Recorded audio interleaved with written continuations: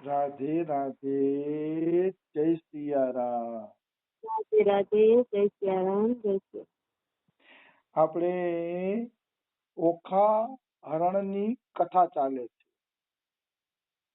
ઓખા હરણની કથામાં આપણે આગળ વધીએ તો ચિત્રલેખાએ ચિત્ર બનાવવાનું ચાલુ કર્યું. એ ચિત્રની અંદર ચિત્રલેખા દેવતાઓના ગંધર્વોના એના અનેક પ્રકારના ચિત્ર બનાવે છે.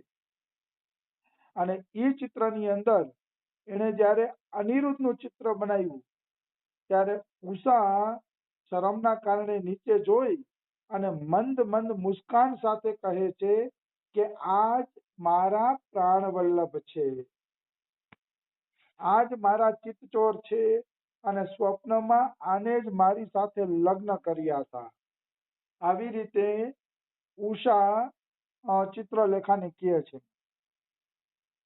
હવે અહીંયા કહે છે કે પરીક્ષિત ચિત્રલેખા યોગીની હતી. યોગીની એટલે એનામાં બધાય પ્રકારની શક્તિ ભરેલી હતી.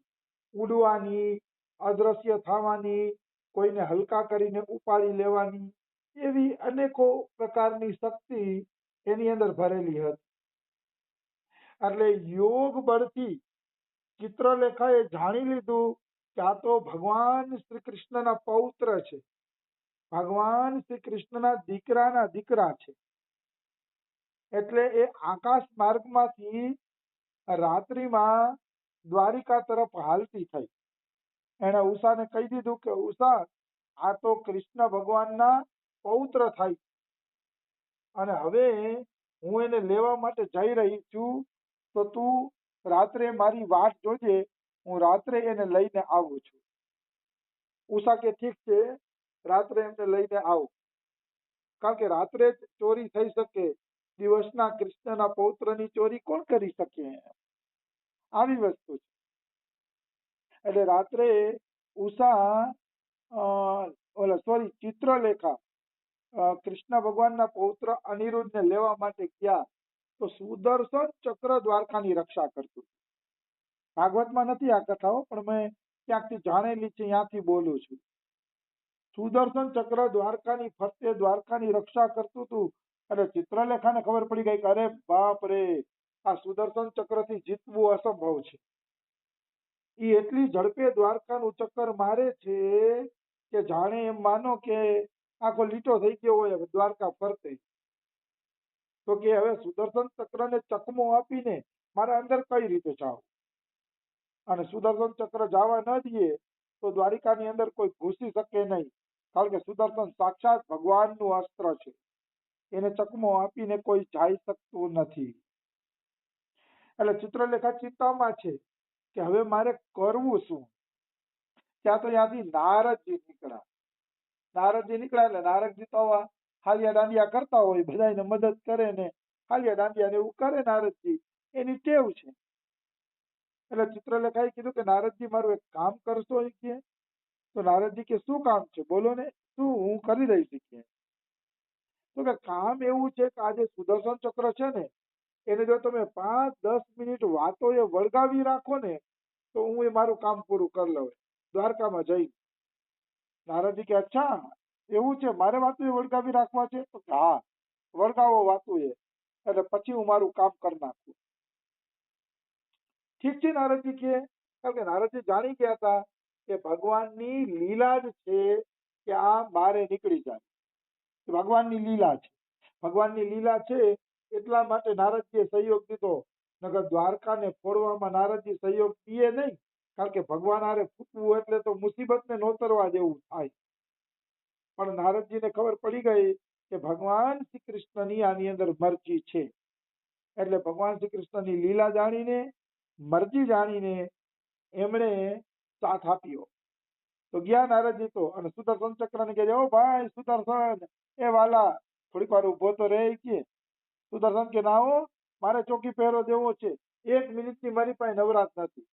તો કે અરે ક્યાં રાતે કોઈ દ્વારકામાં ઘૂસી જાય છે, અને ભગવાન શ્રી કૃષ્ણના રહેતા તારે આટલો પરિશ્રમ કરવાની શું જરૂર છે? શું ભગવાન શ્રી કૃષ્ણ થોડા હુઈ જાય છે, સદાય જાગે છે. એટલે તું પરિશ્રમ કરમાં, 5-10 મિનિટ મારી હારે વાત કરી લે. તો કે ના હો, મારે એ કે હજી આટા ફેરા કરવાના છે આખી રાત, હું તમારી વાતમાં નહીં આવું. તો કે અરે ભાઈ નારદજી કે વાતમાં આવવાની વાત નથી કરતો, થોડોક તારે થાક ખવાઈ જાય અને મારે બે મીઠી વાત થઈ જાય, દ્વારકાના સમાચાર મળી જાય. તો હું તો 10 મિનિટ માટે દ્વારકાના સમાચાર મળે ને એટલે તને કહું છું. તો સમાચાર મળે ત્યાં સુધી ઉભો રહે મારી પાસે. તો સુદર્શન કે હાલો ને હવે નારદજી આટલો આગ્રહ કરે છે ને તો પછી થોડુંક રોકાઈ જાવ. અને નારદજીનો આગ્રહ લઈ અને એ રોકાણા સુદર્શન ચક્ર અને વાતો કરવા માંડ્યા નારદજી સાથે. તો વાતો કરવા માંડ્યા ને એટલે ચિત્રલેખા અદ્રશ્ય રૂપે દ્વારકામાં ઘૂસી ગઈ, દ્વારકાપુરીમાં પહોંચી જાય છે. કારણ કે એને તો ખાલી 10 જ મિનિટના સમયની જરૂર હતી, વધુ સમયની જરૂર હતી નહીં. તો દ્વારકામાં એ સીધા અનિરુદ્ધના રૂમે ગઈ. કારણ કે યોગીની હતી એટલે દિવ્ય દ્રષ્ટિથી એને જોઈ લીધું હતું કે અનિરુદ્ધનો રૂમ શું છે, અનિરુદ્ધનો કમરો ક્યાં છે, રૂમ ક્યાં છે એને જોઈ લીધું હતું. હવે આપણે પ્રશ્ન થાય ચાલો અનિરુદ્ધનો રૂમ ક્યાં છે એ જોઈ લીધું હતું, પણ પલંગ હોતે ઉપાડી ગઈ તો શું અનિરુદ્ધ જાગી ન ગયો? તો કે આ યોગીની હતી, એને અનિરુદ્ધને મોહ નિદ્રામાં સુવડાવી દીધા હતા. સુવડાવી દીધા ને એટલે જાગી ન શક્યા. બધું કરી શકે. અને આમ પણ ભગવાનની લીલામાં ભગવાન જેવું ધારે ને એવું થઈ જાય છે, આપને આપ થઈ જાય છે, એવી વાત છે. સાધારણ મનુષ્યને ખબર પડતી નથી. ભગવાનની જ લીલા હતી કે અનિરુદ્ધનું હરણ થઈ જાય એટલે ભગવાને પણ ચિત્રલેખાની યોગ શક્તિમાં સહાયતા આપી. કારણ કે ભગવાન ખુદ લીલા કરવા માંગે છે, પછી તો ભગવાન સહાયતા આપે ને, આવી વસ્તુ છે. એટલે એને શું કર્યું, અનિરુદ્ધ એક પલંગ ઉપર સૂતા હોય છે તો ચિત્રલેખાએ પોતાની યોગ સિદ્ધિના પ્રભાવથી તરત જ એ પલંગ ઉપાડ્યો અને પલંગ ઉપાડી અને પલંગ હોતે આકાશમાંથી ઉડીને જાય છે. સુદર્શન ચક્ર તો નારદજી હારે વાતો જ કરે છે, એને કાંઈ ખબર નથી કે આ ચોરી થઈ ગઈ કે ચોરી થઈ જાય છે, એને કઈ ખ્યાલ નથી. નારદજીએ જોયું કે ભાઈ ચિત્રલેખાએ પોતાનું કામ કરી લીધું છે અને નારદજી કે હાલો તો સુદર્શનજી હાલતો થાવ. તો સુદર્શન કે બેહો તો ખરા 10 મિનિટ મજા આવે છે. તો કે ના ના, મારે નારાયણના નામ ખોટી થાય છે. તમને ખબર છે હું 1 મિનિટે નારાયણનું નામ ખોટી કરતો નથી. સુદર્શન ચક્રને એમ થયું હમણાં તો મારી હારે ગપ્પા મારતા હતા, પણ હવે એમ કે નારાયણનું નામ ખોટી ન થાય. નારદજીના કે કામ જ આવા હોય એમ કહીને સુદર્શન પાછું ચક્કર ફરવા માંડ્યું અને ચિત્રલેખા અનિરુદ્ધને લઈને નીકળી ગયા. તો સોનિતપુરમાં આવ્યા તો સોનિતપુરમાં એ બધા ઘસઘસાટ નિંદર કરતા હતા, કોઈ જાગતું નહોતું. આમે અસુરો ઊંઘવા વાળા વધુ હોય, આ જે મોડા ઉઠતા હોય ને એને અસુર જ કહેવાય. એમાં હું આવી જાઉં, હું મોડો ઉઠવા વાળો છું એટલે મોડા ઉઠે બધા અસુર જ કહેવાય. એમ કહે છે કે સૂર્ય ઉગે પછી જે સ્નાન કરે છે ને રાક્ષસી સ્નાન છે, કેવું શાસ્ત્ર કહે છે. હું નથી કહેતો, શાસ્ત્ર કહે છે. ભાઈ જો આપણી વાત શાસ્ત્રની હોય, હવે શાસ્ત્ર કહે હું એમાં આવી ગયો છું, પણ શાસ્ત્ર એમ કહે છે કે સૂર્ય ઉગ્યા પેલા સ્નાન કરે એ બ્રાહ્મણોનું સ્નાન છે, ભગવાનનું સ્નાન છે. સૂર્ય ઉગતો હોય તો એ સ્નાન કરે એ મનુષ્યનું સ્નાન છે, અને સૂર્ય ઉગ્યા પછી જે સ્નાન કરે એ રાક્ષસી સ્નાન છે. એમાં મારો નંબર પણ છે, એટલે કોઈ ચિંતા ન કરે કે હું ભાઈ કઈ હંતાડું છું. તો આ બધા અસુરોને હુડાવી દીધા હતા ભગવાને. એટલે સોનિતપુરમાં કોઈને ખબર ન પડી અને ઉષાના રૂમના અનિરુદ્ધના પલંગને પહોંચાડી દેવામાં આવ્યો. ચિત્રલેખાએ પોતાની યોગ સિદ્ધિથી એમના પલંગને ઉષાના રૂમની અંદર પહોંચાડી દીધો. અને પછી કીધું ઉષાને કે લ્યો આ તમારા પ્રિયતમ આવી ગયા છે ને દર્શન કરો. ઉષાએ જોયું તો અનિરુદ્ધ જ સુતા હતા, જેના સ્વપ્નમાં આવ્યા હતા એ જ હતા. એને ઓળખી લીધા અનિરુદ્ધજી.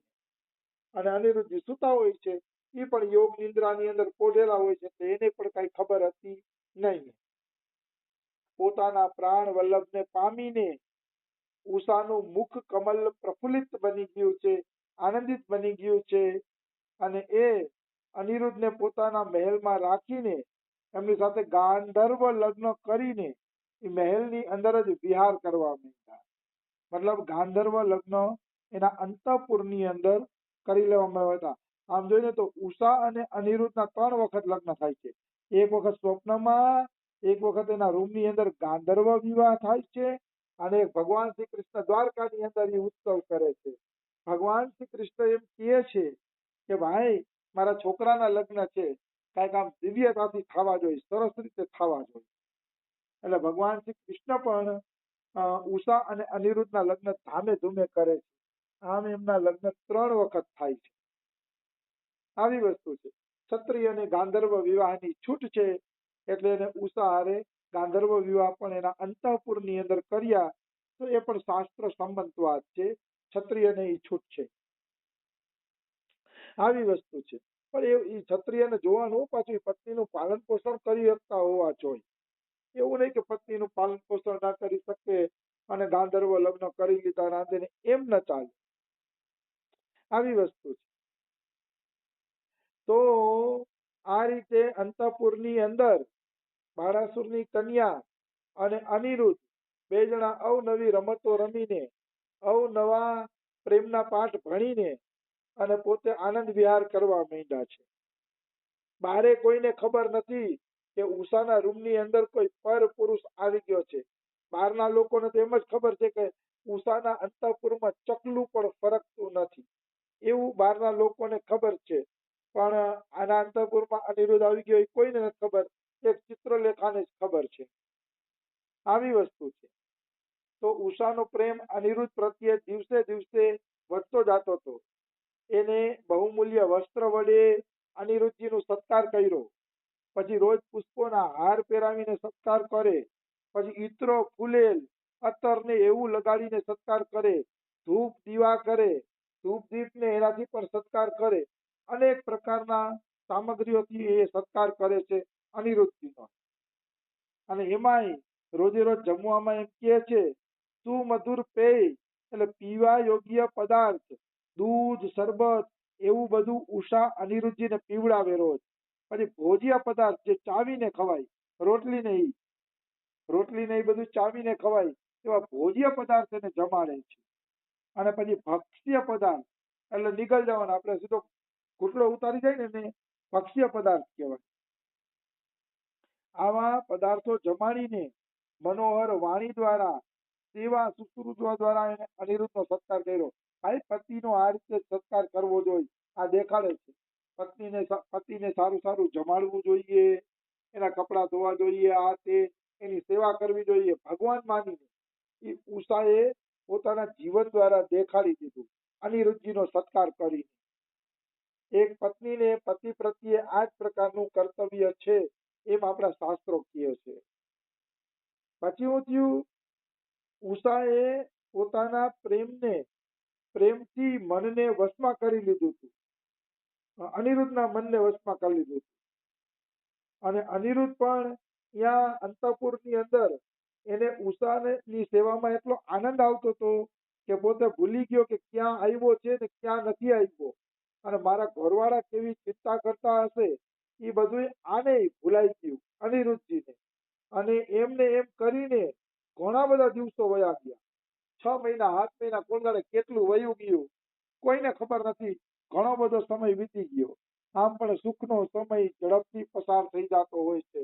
એટલે અનિરુદ્ધને પણ ખબર ન પડી કે હું ઉષાના અંતઃપુરમાં આવ્યો એને કેટલા દિવસ થઈ ગયા. હું એમ માનું છું આગળ આવશે. 4 મહિના થઈ ગયા, વરસાદના 4 મહિના વયા ગયા, અને અહીંયા બધા અનિરુદ્ધની ખોજ કરે છે કે ક્યાં વયો ગયો, ક્યાં વયો ગયો. એવામાં વરસાદના 4 મહિના વયા ગયા. તો હવે જ્યાં ક્યાંય ટાંટિયા ન પહોંચતા હોય ને નારદજી બધાના ટાંટિયા પહોંચાડે. આવી વસ્તુ છે. અને બધા ગોતે છે ત્યારે નારદજી એમ કહે છે કે તમારો દીકરો તો ભાઈ બાણાસુરના ઘરે એની દીકરી ઉષાને ત્યાં એના અંતઃપુરની અંદર અત્યારે છે. આવા સમાચાર નારદજી આપે છે. જો કે એ કથા આપણે પાછળથી લેતી, હજી તો બીજી કથા બાકી છે ઘણી. આવી વસ્તુ છે. તો કહેવાનો ભાવ શું છે, સુખના દિવસો ઝડપથી વયા જાય છે, એટલે અનિરુદ્ધને પણ ખબર નથી કેટલા દિવસ વયા ગયા. આવી વસ્તુ છે. હવે બાણાસુરને ખબર પડશે કે મારી દીકરીના અંતઃપુરમાં કોઈ પર પુરુષ છે અને લડાઈ આવશે. એ લડાઈની એની ચર્ચા આપણે કાલે લઈ લેશી. રાધે રાધે, જય સિયારામ.